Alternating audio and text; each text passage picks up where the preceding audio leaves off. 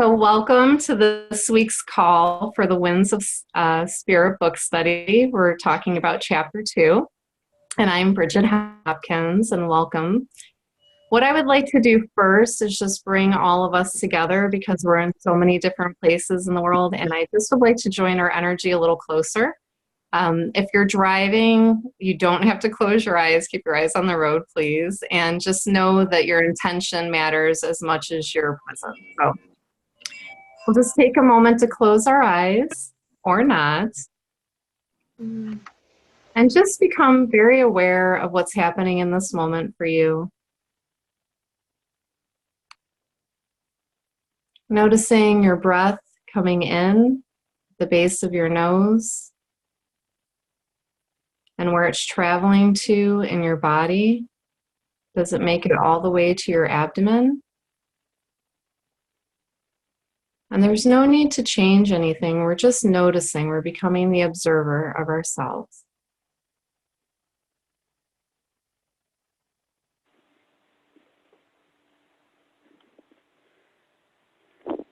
And I'd like for you to imagine that we're all walking down a beautiful path into a field that's a clearing. And just ever so slowly, we begin to form a circle. And taking a moment to look at one another in the eyes.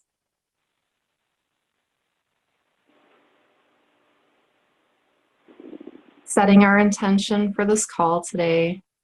Why is it that we're showing up? Is there anything that we're hoping to receive? And anything that we would like to give? And just taking a moment to give gratitude to the winds that brought all of us together, that are moving through each and every one of us and every breath.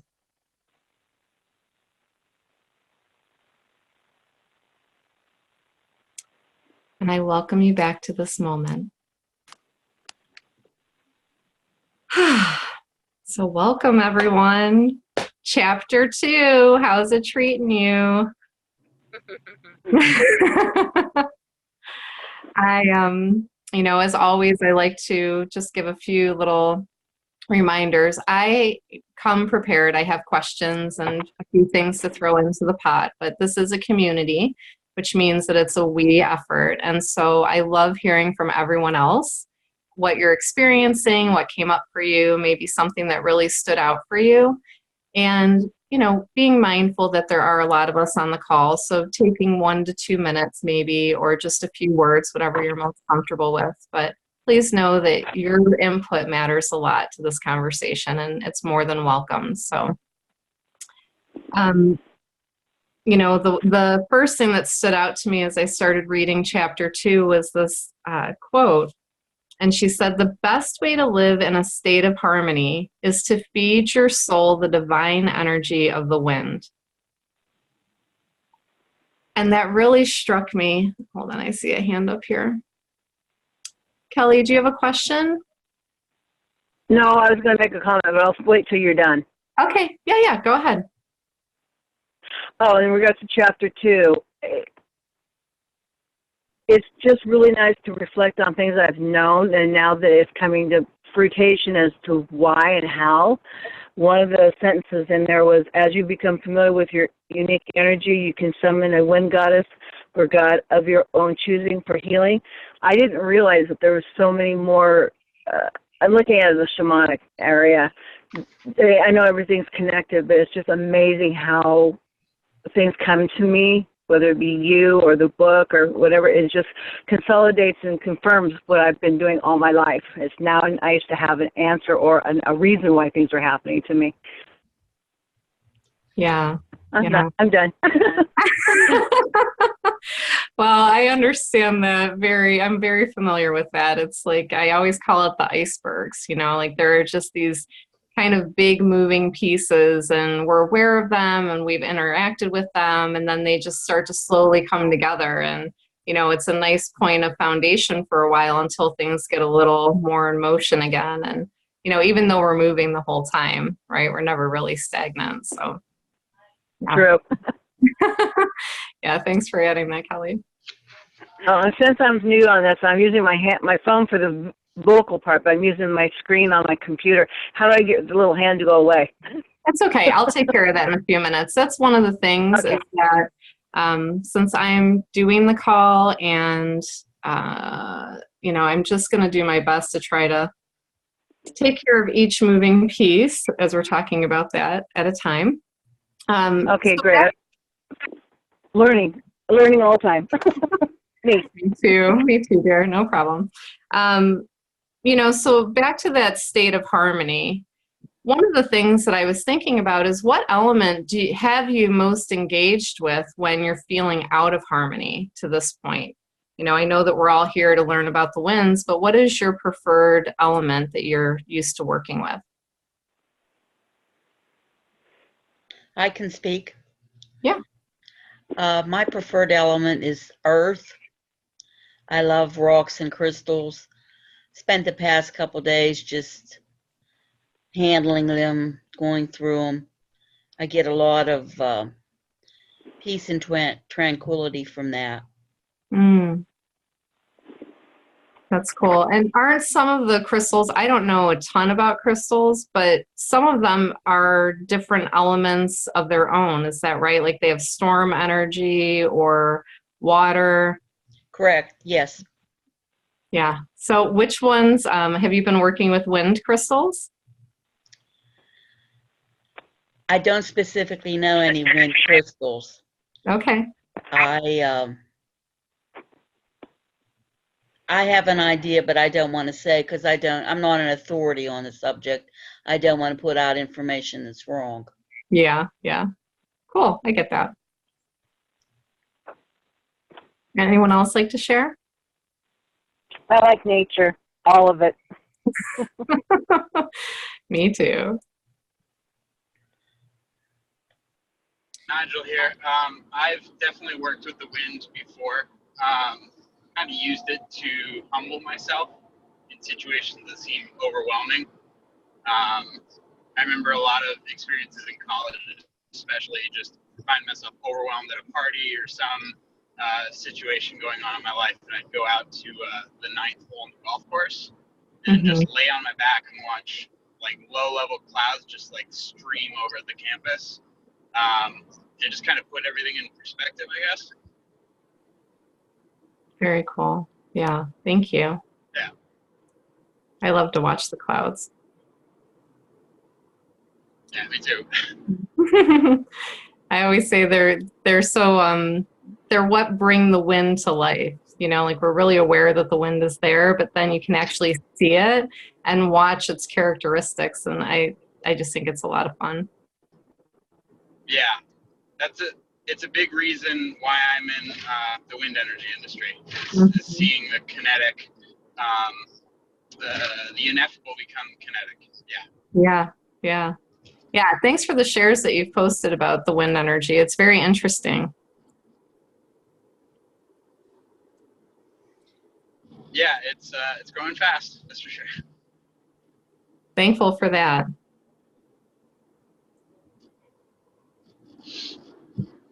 Would anyone else?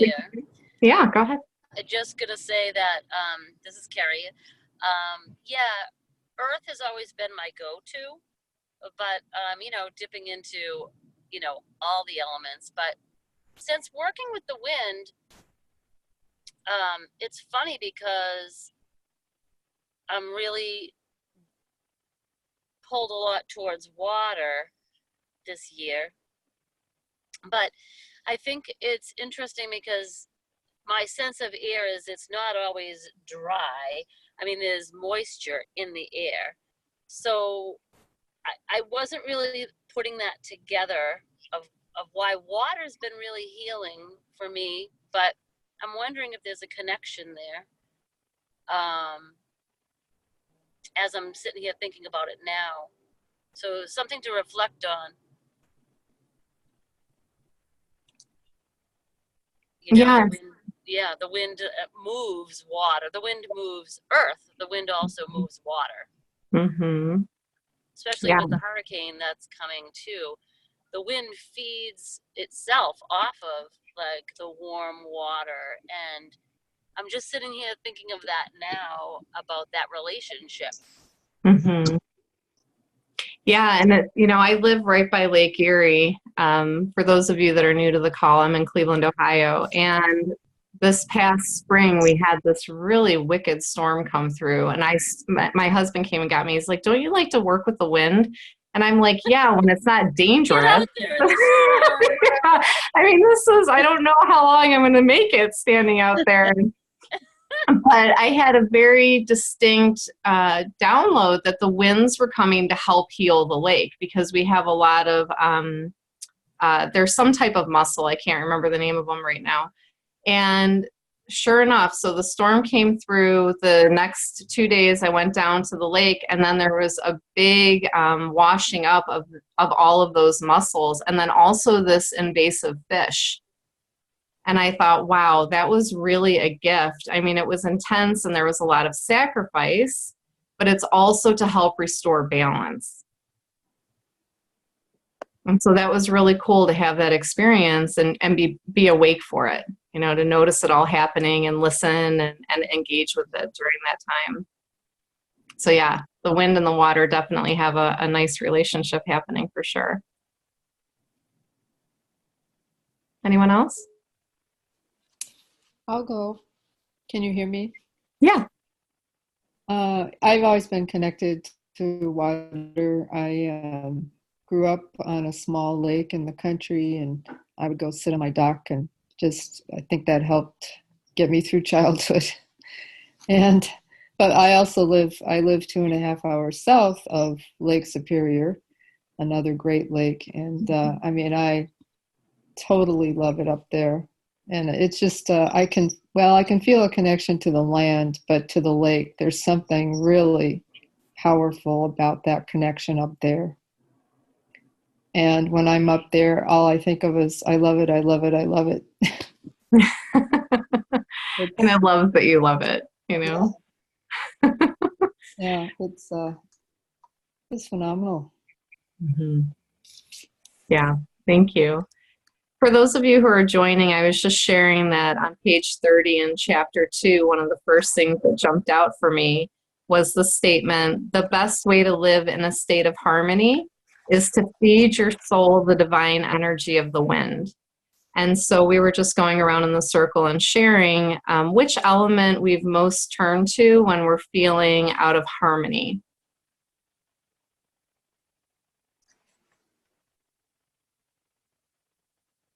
Would you like me to answer? Sure. Hi, Jasmine. Oh, okay. Hi. Sorry, I might have to pop out a little early because I'm supposed to have a meeting in a little bit, but I wanted to stop by at least for a little. Great. So the element that I usually turn to when I'm unbalanced would definitely be earth, because it's so massive. Like when you think about it, it's just massive, and it's always accessible. Ugh. And the same is true of the wind, but I think there's just something about like I imagine like burrowing down into the earth and grounding that way. And it's just always something that kind of gives me a sense of comfort. So that's what I usually go to. That's great. Thank you. Is there anyone else?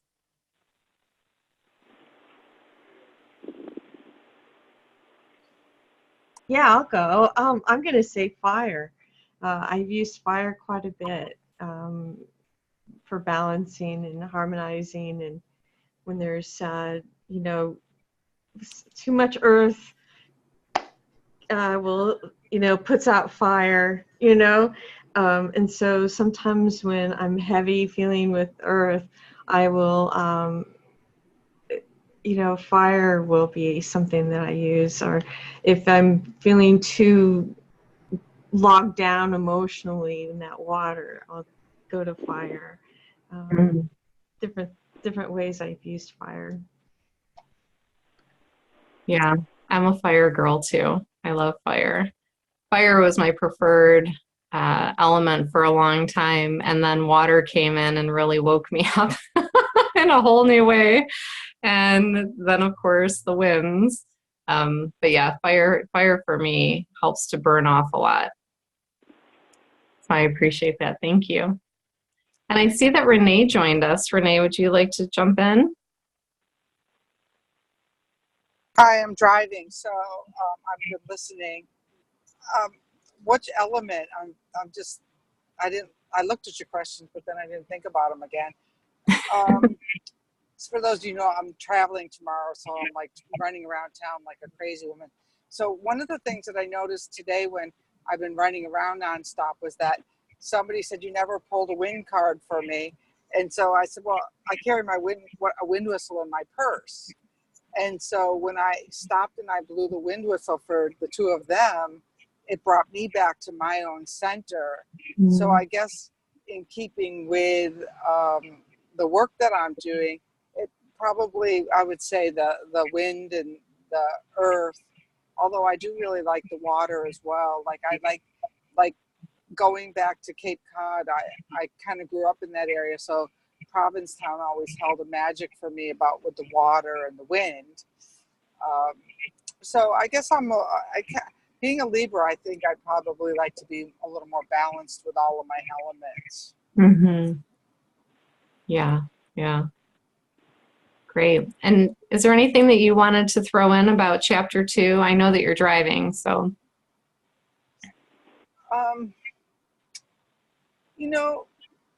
So much of my work goes back to the idea of, this personal healing and this personal balancing and things like that I just find really kind of fascinating. I guess what I would say is I was really surprised on the wall the other day when I asked the question about, is wind everything? Is wind, can you see that wind equals God? And people try to dismantle that idea. And I've been really lost. I'm doing research for the next book, and and I'm back into Northern European history again, and reading a lot of research, and it's just so clear to me. And I guess it's not clear to other people who haven't necessarily experienced it so fully yet that it is all. There is not like there's wind and then there's God. And one of the things I was reading this morning about this idea of God is it's like a subjective thing that depending on where we're culturally sitting or what our institutions are, we reflect this image on. And so for me, this idea of wind as a universal is so, it's got my back. So maybe I have to wait until some other people catch up, but that what brings you life is that air. What takes your life is that air. So to me, what could possibly be more than that? Right. And so that's so I was kind of surprised at some of the answers that I saw on that question. And if anyone, wanted to expound on that, like that there's something, what could be more than something that's been here since the beginning of creation? That's it.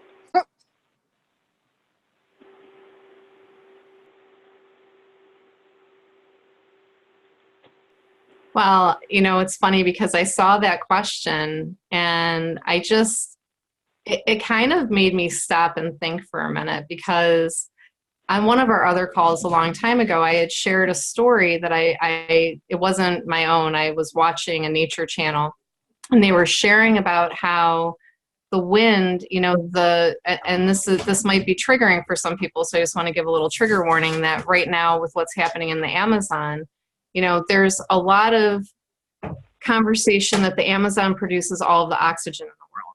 And when I was watching this show, I think it's called One Strange Rock, they gave all of the specifics and all of the data and showed the entire trajectory of how the Amazon does produce a ton of oxygen, but it all stays within the Amazon. And actually the part that we benefit from are the nutrients that go on the wind, because there's like a wind river that takes place from the Amazon all the way to, I think it's the Andes. Don't quote me on that.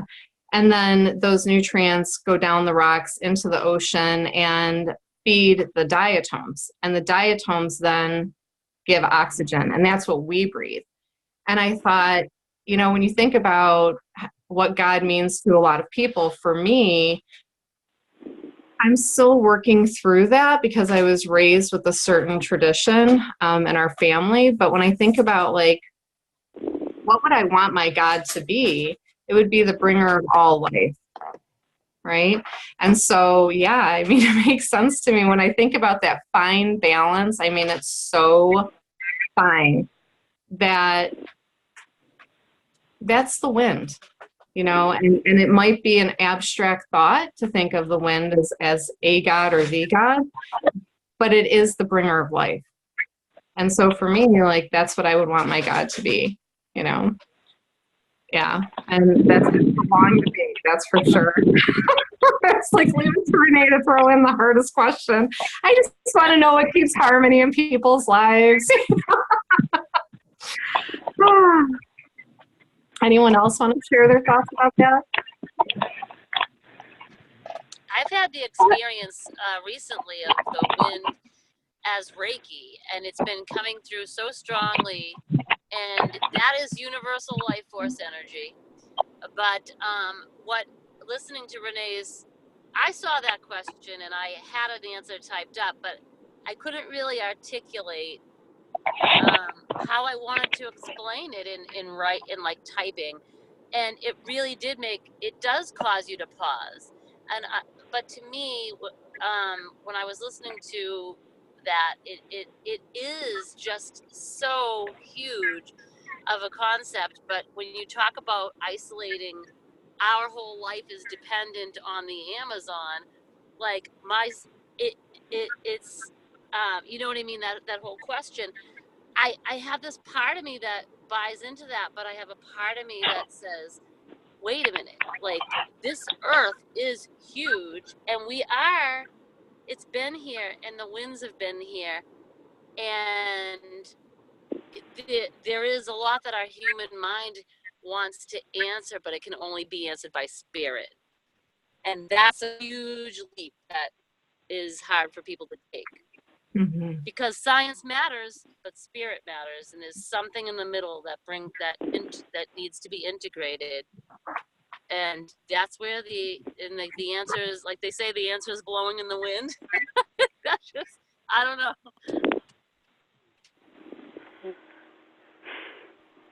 Well, because when I get back to this, I go back to where there's been, I'm looking in time and research when we introduce the principles of religion and we introduce the principles of Christianity and Muslim, they came way later. So the other day, somebody was struggling with somebody saying, I don't like what you're doing in your wind clan because I'm a Christian.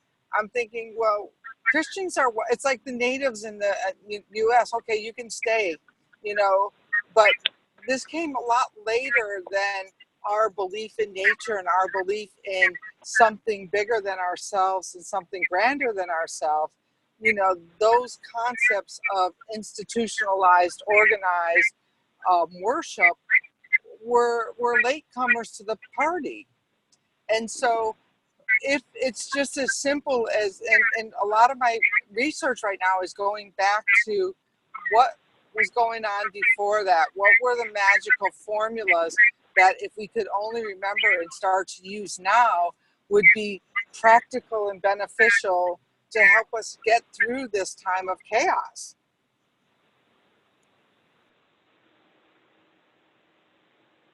Yeah.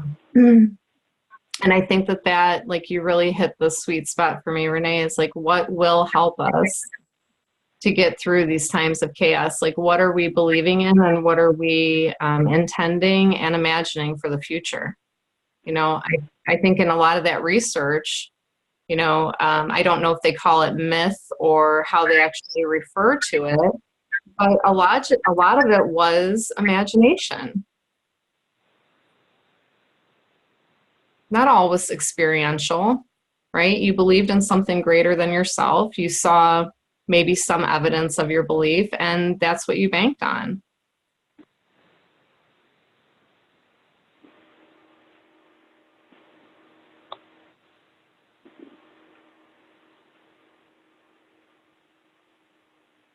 Did we lose you? Oh, yes, I'm still here.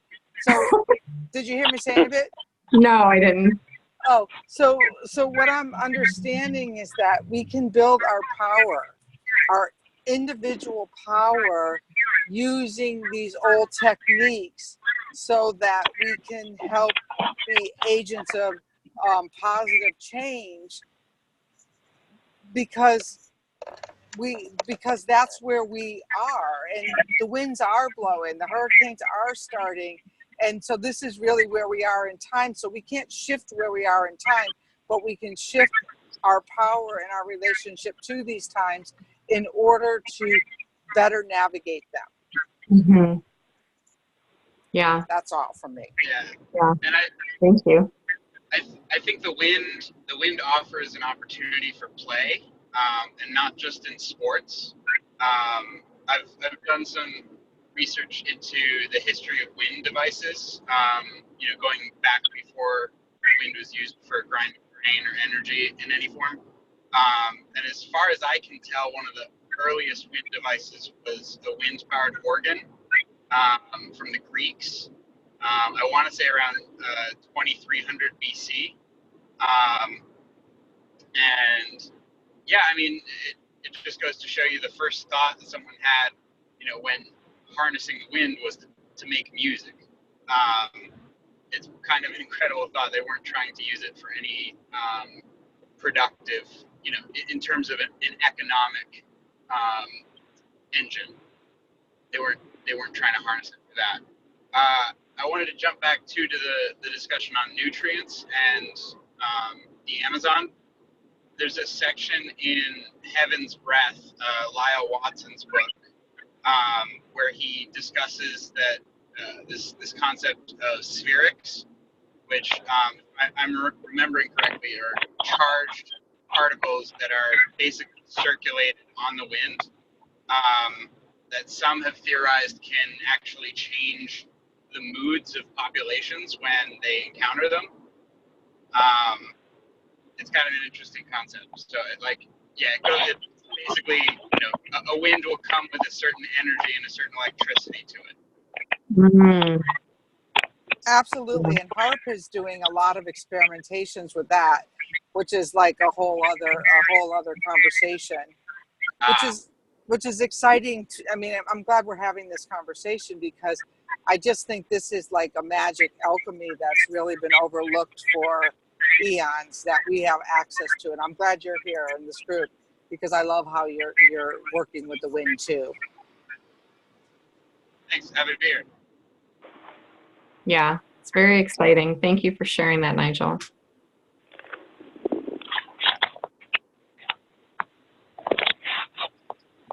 Would anyone else like to respond to Renee's question?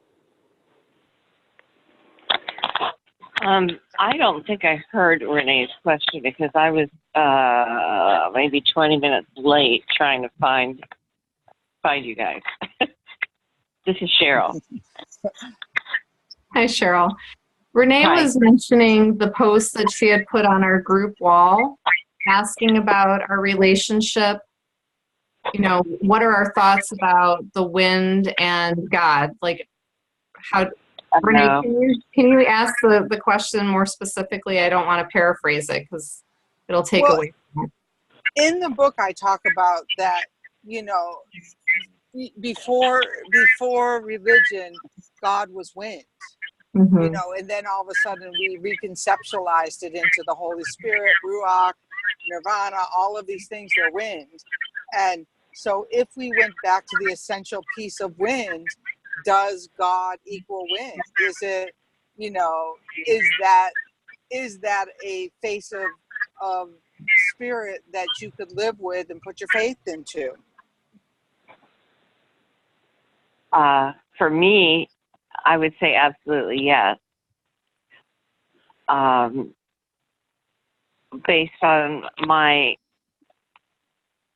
well, I'm I have formed a very negative opinion personally of organized religion, and it's partially based in research about how organized religion came to be and when, and what was the purpose and who initiated that. And those people weren't good people.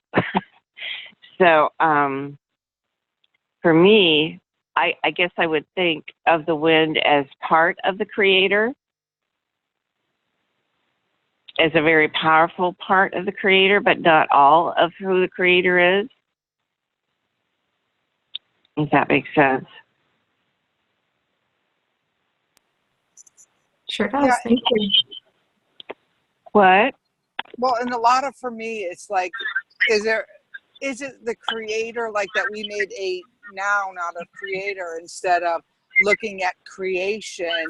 Because, you know, people have taken my Wind Mastery program, understand that one of the things that I'm teaching is how to actually create from these basic ideas of creation, you know, like how to manifest form from wind. Okay. Well, I totally believe that's doable. And Stay along for the ride. pardon me? I said, then stay along for the ride. I plan to, as imperfectly as I am doing, but I plan to. Great. Thank you, Cheryl. We're happy you're Yeah. here. Yeah, Thanks. absolutely. Yeah, I mean, pretty much every time I get off these calls, I'm like, woo, I just love this community. You guys fire me up. It's really fun.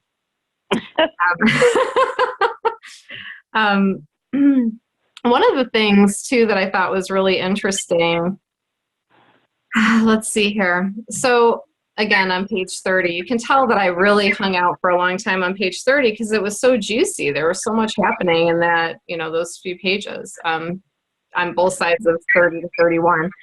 You know, Renee shares that an unconscious person is like a vacuum capable of drawing energy from a person who is awake. If you are unaware of how these forces work in your life, you may unknowingly lift and propel other people forward while decreasing your own wind power. And I thought, wow, that's really interesting because I could immediately think of a few examples of when that actually took place. And I was just curious, you know, did that stand out to anyone else? And, you know, are you the vacuum or are you being vacuumed? Or are you the vacuee and the vacuer? I don't know how that, however that would work exactly, but it really caught my attention. It caught my attention too, and I just a little bit ago read that part of the book. I was just going to ask, were we supposed to read chapter 3 before coming on this call? No, not chapter 3, chapter 2. Oh, because you're referencing page 30, which is in chapter 3, so I was confused. Oh, wait a minute. Maybe I wrote the page number down wrong.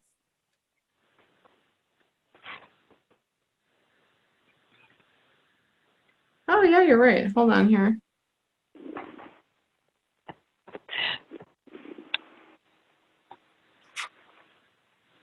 She's skipping ahead, although Yes, I'm like thinking yeah. like, wow, No, you you're wrote that. That's absolutely brilliant. right. Thank you so much. That's embarrassing. Okay, well, nope. I definitely read chapter 3. Okay, guys, you take it away. Oh, that's so funny. Well, you're just doing your job, Brigid. You're getting everything in order for us. You're just ahead of your time. Yeah, so next week's a breeze. I don't have anything to do, right? Yeah, so Well, thank you. Before I get too far into it, I know on the last version there was mention of questions being put on a format for us to kind of question ourselves. Is that still in the process? Renee and I were sharing that sometimes she'll put questions up on the wall and then I will bring questions to the conversation. So we've been doing that. And another part that I just want to pipe in and say is that, you know, in the group the group is closed sharing, so you got to be in the group. Stumble upon this recording, so you got to put where you feel comfortable sharing. And then when we do actually teach classes, those are really, really deeper. But with this book study, I really want to provoke conversation, and I really want us to think about this, because I think there's just so much here for us. Mm-hmm. Yeah. So much, in fact, that I went an entire chapter ahead. That's hilarious. I feel like I hit a time warp. So I really, all of my questions were from chapter 3. That's funny. All right. So I would really appreciate someone sharing what stands out for you from chapter 2. I'll go. I'm a poet and a published poet, and I really appreciated in chapter 2 how Renee starts out talking about the storytellers and how they're an instrument in keeping the winds of spirit alive for millennia. And that's on page 19, and on page 20, talking about the narrative poems are one of the most ancient methods of sharing wind wisdom. And I just really appreciated that point of view and that that acknowledgement. I do feel that the storytellers are what kept storytelling actually will affect the DNA in a person, and they're so important. Our oral tradition, and that acknowledging that and putting that with the wind was a big aha and illumination for me. So I really appreciated that. That's awesome. And it's what's your name? I'm Jamie. Oh, that's what I thought. I knew it was either Jasmine or Jamie. But you should see where the winds are taking me next to really examine the incantations.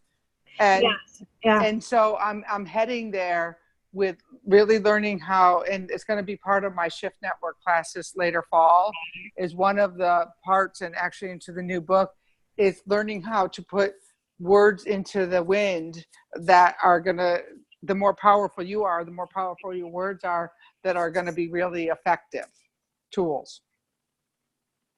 So I'm glad that caught your attention.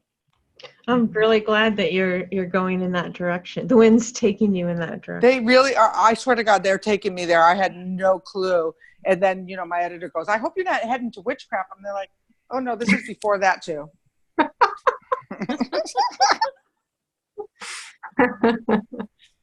I think the Egyptians and the Sumerians and these ancient cultures were definitely doing that.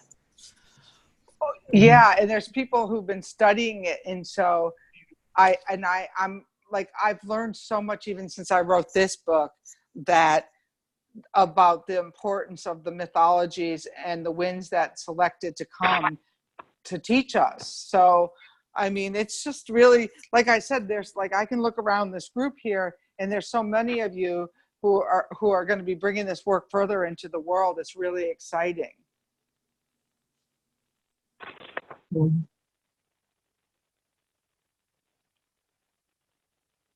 Well, and it's interesting because the winds bring different gifts. And I think, one of the things that I've noticed, has anyone ever heard of light language?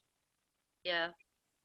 Yeah. And that started after working with the wind, like my second go around of the mastery. I'm like, this is really interesting. I've never even heard it. And then it just kept coming into my life over and over and over again. And so when Renee's talking about the incantations on the wind, I'm like, ooh, that's kind of interesting. I wouldn't have put those two pieces together before, but I think that there's a relationship there for sure. Anyone else? What would you like to share from chapter 2? I'll share. Just a quick sentence. It was on page 25. Nature provides us with rest points in eternity, gaps between things, events, and cycles. These are places of presence. But what stood out to me is that we are part of nature, and we also have rest points between our breath, between the inhale, between the exhale. There is a gap, and that is a place of presence, and that is huge for like practice meditation and yoga, and resting in that gap. Mm-hmm. Yeah. Thank Yeah. you. Yeah. Yeah. Thank you. Anyone else?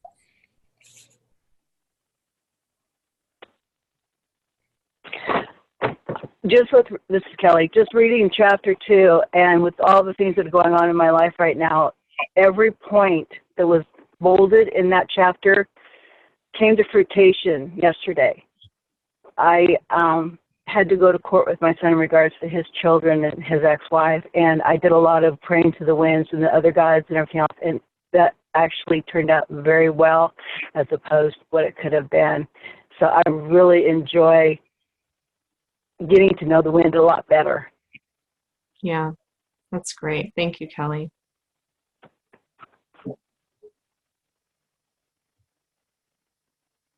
Marlene. Hey.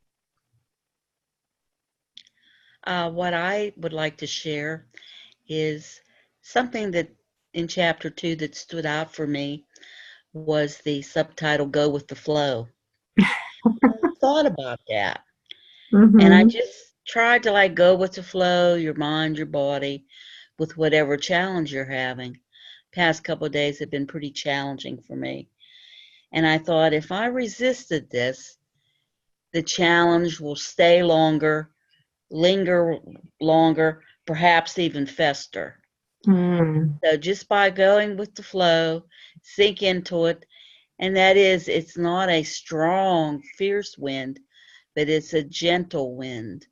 It's a gentle flow when you just go with the flow, and it'll just be a better experience, I think, overall. Yeah, yeah. Yeah, that's great. I could really feel the movement in your conversation. Like I could feel the gentle wind, like just ever so slowly ushering us along, right? Like it's going to be okay. Just don't resist. Keep moving. Right. Now, I'm sure there's times in your life you might want to resist, but in general, physically and mentally, it might be better to go with the flow, like Renee said in the book. Yeah, yeah. It always takes me back to her statement: the willingness to be willing. I love that. Yeah, and I have a lot of highlighting around the grief process. That, that stands out with me and is something that I work with all the time. I think that there's many stages of grief and many cycles of grief, and like I'll have touch points with it of, I can go this far this time and then rest, and then, okay, now I can go a little farther and then rest, and now I'm seeing it differently and rest, and now I'm ready to give it fully back, and then rest, and so on and so forth, because, there's a lot of different varieties of grief. Some are my own and some are collective. It's not always just mine.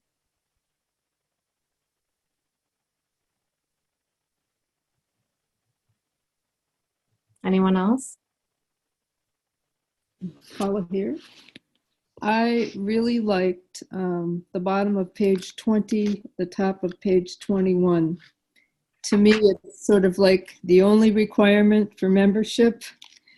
It says, the only sacrifice the winds in this book seek is for you to open your heart, mind, and soul while embracing their message of hope. Their sole purpose is to help you safely navigate the trials and tribulations you encounter as you journey through life. And then the next paragraph I think of as the promises of wind work. And here's some of the things. The ancient ones can help you navigate life, connecting with nature, dealing with loss and grief, healing heartbreak, staying present, changing direction, going with the flow, and enriching your personal relationship to spirit. Wow. Hmm. Yeah. Wow. I am loving listening to what people are getting from this book. It's like being rewarded twice. Yeah. I'll add that one. Well, and as the author, like, do your own words bring you comfort? Like, have you turned to your own book at times and, just touched on a chapter and said, wow, that's exactly what I needed right now? Well, more the wins because I pull them every week. But the thing is after somebody else said they were published here, and this, this is like for after I got done with this book, I was winded. Trust me, I didn't like. The only thing I looked at the book was to give them out. I give away a lot of books because the winds have told me it's my job to, that they keep me, in food and house, but my work is to spread this work. And so, no, this is the first time I'm going back through the book with you guys. So, some of the things that I've realized is, well, oh, I already wrote that in the first book. I can't put that back in the second book. Or I might redo it. But, so the thing is no, this is my first time going back through, and I'm gaining a lot of perspective listening to all of you. Mm-hmm. So I appreciate that. Yeah, I appreciate the conversation because there are things that stand out to one person that don't catch my attention, but when I hear it through them, I'm even more curious and interested. I know, because now I got to go look in the promises, and I didn't take those from the promises, but when you say, oh yeah, those are the promises, those are the promises. So that's cool. Yeah, very. Anyone else like to share? Well, I have a question, Renee. Do they even feel like they're your words, or do they feel like they're somebody else's or the wind's words? If you asked me when I was going through it 14 times to write it and edit it, and I had,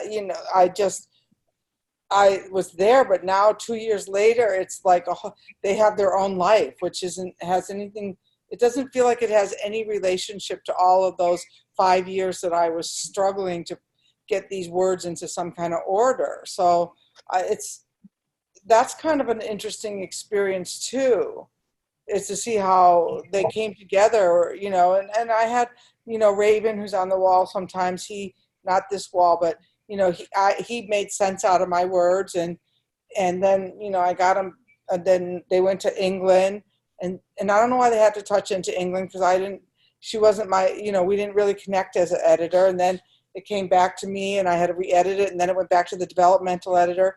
So we're talking about a book that went through 1, 2, 3, 4, 5 editors, and then my good friend who had her opinion about, whether or not anyone was a good enough editor.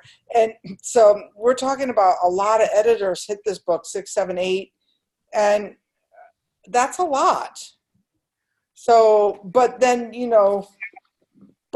when I see that they are my words too, because they're certainly my philosophies about how to successfully navigate life. Mm-hmm.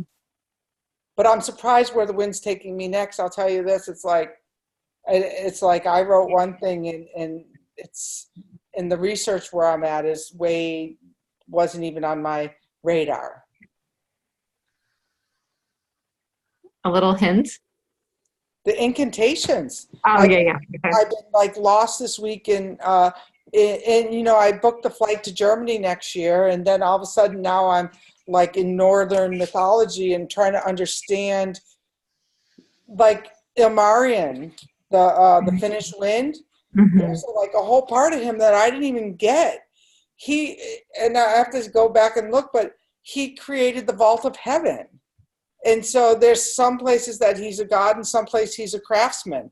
And so it's well, how did I miss all of that? But I don't think that I could possibly understand how you're going to be able to create. I know that it has to do with alchemy and magnetics and creation. That's where we're going. But trust me, I think that I had to work for 5 years to understand this much in order to get to where we're going next. Mm-hmm. Yeah. So I don't claim to be an expert at all. I just claim to be like, showing up, suiting up, and, being here.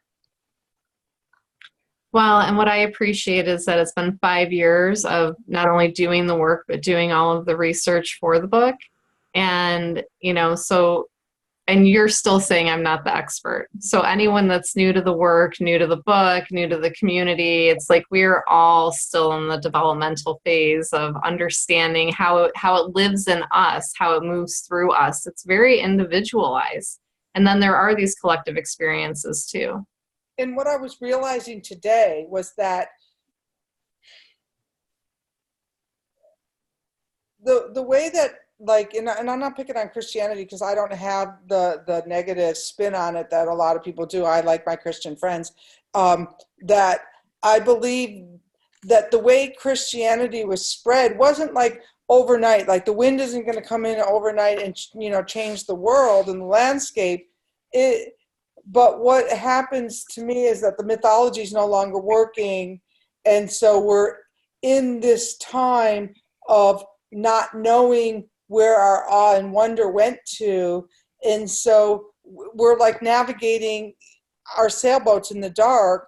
And so if this is one expression of spirit that can help us find the next trail, because I don't really believe as a collective community we know where we're going. We don't have like that idea that we can't create from the same place of the same brokenness. So we're kind of navigating what a new mythology looks like and what a new story for the world could possibly be. And so we're just at the beginning of that. So we're kind of in that gap. That gap that you wait in, the grief gap, that gap in between two new projects. Well, just think of it as collectively, humanity as a whole is in that gap. Mm-hmm. And so it's how do we find our way? Because so when Christianity and all these religions came in was in the Iron Age, when we were starting to be boat builders. Well, now we're in a whole different age where we're facing Anthropocene, and so how do we create a cosmology of faith that people can buy into once more? Mm-hmm. It's a big dilemma we're in. Yeah. This is serious. You're serious workers here who show up for these calls. So don't discount your role in this. Mm-hmm. Yeah. We're like lighthouses. Exactly. And Nigel's doing it through his wind-powered work. And who's our poet? Jamie is our poet. We need new words for these times. Mm-hmm. Yeah. We need new stories. Yeah. Something that people can buy into, because right now what's happening, since we have no strong faith, people are buying into false news on both sides. Don't get me started. It's like when somebody says, oh, this is going on. We create, like, somebody wrote me a diatribe yesterday about how they're feeling about the Amazon. And I don't want to discount how anyone's feeling about the Amazon, but you're the Amazon too. What's burning in you? What's transforming in you? Don't go blaming it all over on the people over in the Amazon and the forest and all of those people. It's us. We all got here together. We're not separate from any of this. And so if you want to be separate, this isn't the group for you. But if you want to help build a new cosmology that people can maybe find some awe and wonder and maybe reinstill some wind into our life, then this is the path that I'm on. This is where I'm going. Wow. Yes, a collective energy. Right now, everything's divide and conquer. This was like, and that means go back all the way to those cosmologies. They were not opposing what the Christians or the Muslims, they weren't opposing those ideas. They were there, oh, good, more God. Oh, good, let's bring this in. And we're like, no, you're wrong. No, you're wrong. And somewhere along the line, more God went to, your God's wrong, my God's right. Yeah. And that's where we're stuck is, maybe if we got back to the wind, we wouldn't have such a big fat fight about the gods. Mm-hmm. Just saying, I don't know. Well, you're saying a lot because I'm like almost moved to tears here. I'm like, woo, keep going, Renee. You're preaching like. There's a couple instances from my research that show the power that wind can have on humanity. One is from the UK. I think it's the first instance of a windmill being built. It was built not far from a grain grinding dam that was owned by a powerful bishop. And the serf had this entrepreneurial idea to build his own windmill to grind grain and start a business for himself. He did it. He built it fairly quickly and then started making some money for him. The bishop was furious, basically asked him to dismantle it because it was a threat to his monopoly over the local economy. Soon after that incident, the technology for, a post mill, as it was known at the time, spread pretty quickly across the UK and started to fragment what was then, a splintering feudalist state. So that goes, that's sort of more ancient history. But here in the U.S., there were instances in the 1980s in California, in the Altamont Hills of California, where some of the first windmills were being built. And ironically, they were being built by motorcycle gang members, including some Hells Angels. And there was one instance where a rival gang pulled up to a project site, and they basically said, look, you're on our turf. You have two options. Either we drive you off this, or you burn your vests in a pile and we allow you to stay. And those technicians threw their vests in a pile without hesitation, and they continued to build that project. So it just goes to show that, once this force, people can make very radical choices that go counter to, the past. Yeah. I love that you use that word radical. I love that word. I love everything that it means and what it inspires, and this is radical. That's why it isn't for everybody, and I think that that's really something to remember is it feels like we're all here and we've just been doing this and it's familiar. Some of these practices in the book make sense. We've done it, but this is a radical way to live. And it's also the most natural way. So why is natural radical? When did we get off course with that? And that's so now I'm getting ready to preach, Renee. I'm oh, don't even get me started. But we're pretty far from our nature. I mean, I noticed, and this is in a lot of airports now, but in the Minneapolis airport, there was this one food court where you sit down at your table and there's no real waiter that comes by. You just sit on a tablet and tap your way through your order, and then someone brings your meal to you. Wow. We're taking away interaction, and it was just shocking. I see it way too often. Yeah, even at McDonald's and stuff like that, you go in and you can order, and you think, oh, that person's way too slow, I'm going to order. It was funny because yesterday I made a decision to go to the slower checkout at Trader Joe's because he's nicer. Yeah. but imagine if we just started Nice Works. Oh, Nice Works. So that's an interesting concept. And, I mean, in my spiritual conditioning is not always that great that I'll go to the slower checkout.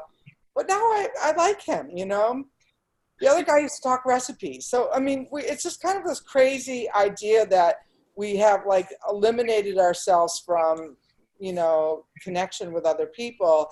And I just don't know where that's going to end up, and I'm not liking it. So I'm really making an effort to change that in my own world. Yeah. Yeah. Yeah, and I just, Renee. And it seems like the Silicon Valley types are trying to increase their reach quite enormously. I keep seeing stories about how they want to build new Silicon Valley full of people in the middle of coal country, which I think is a terrible idea. You know, a lot of those places have very fertile grounds for distributed energy or other forms of local economies. And I'm so worried that technological economy is going to overwhelm those areas and just extract wealth back to some central point. All right, on that, let's get back to the wind. Because all I would say about that is if I was 30 years younger, I would definitely be studying artificial intelligence and how to make it for good. You know what I mean? Artificial intelligence for good. But that, you know, that, but so, all right, I think we're at our end of our time. So Brigid, you have a way of closing this circle now? But I love you, Nigel. Keep coming, please. Yeah, please. Yeah. All of you keep coming. So what I want to first do is say thank you. I always end with gratitude. Thank you everyone for attending. I know that it's not easy to show up in the middle of your day. Some of you are on the West Coast and even in other countries. And so thank you for making the time and making this the priority. I really appreciate that. I also want to thank you, Renee, because one of the gifts of your community and what I love about being in your community is the freedom of speech and expression. Like there isn't anything that is out of bounds as long as it's coming from the I. You know, this is how I'm feeling. This is what I'm experiencing.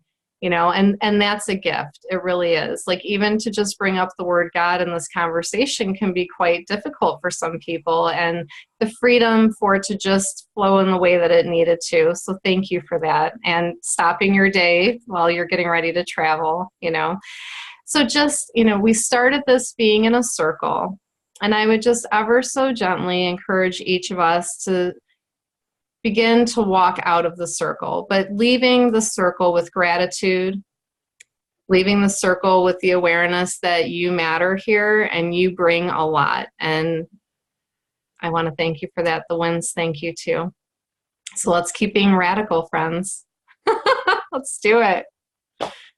Dawn, glad you're back from vacation just as I go. All right, everyone, thank you. Yes, thank you. Have a great week. Thank you. I'm glad I'm back from vacation too. I felt like I was missing out on so much, but well, now you're here. It was a good trip. This was great. Thank you, everyone. I hope. Thank you. Let's keep this going. Thank you. Thank you, and guys. chapter, the link will be up in the page, and we'll work on chapter 3 for our next call. Bye-bye.